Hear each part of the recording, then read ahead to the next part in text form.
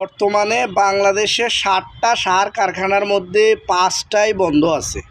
এর মধ্যে ৪টা বন্ধ আছে শুধুমাত্র গ্যাস সংকটের কারণে, আর একটা কারখানা বন্ধ আছে কাঁচামালের অভাবে।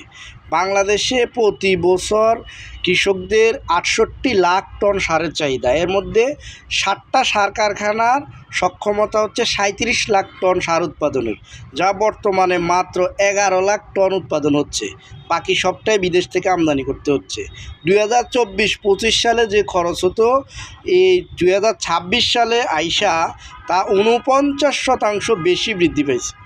এর মধ্যে একটা চক্র তো অসাধু চক্র সবসময় কাজ করে, তারা সবসময় আমদানির পক্ষে থাকে, কারণ আমদানি হলে তাদের কমিশন বাণিজ্য আছে, অনেক লাভবান হয় তারা তো সবসময় আমদানির পক্ষে থাকে।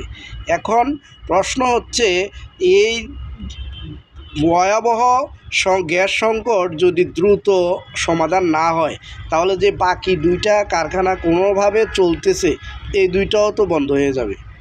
এই মুহূর্তে দরকার সবার সম্মিলিত প্রচেষ্টা এবং সবার একে অন্যের সাথে দলাদলি না কইরা কীভাবে সমস্যা সমাধান করা যায়।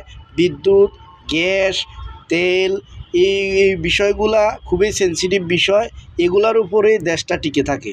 আমাদের উচিত দ্রুত এগুলা কিভাবে সমাধান করা যায়, একে অন্যের উপর ডিল না ছুড়ে সমাধানের দিকে যাওয়া।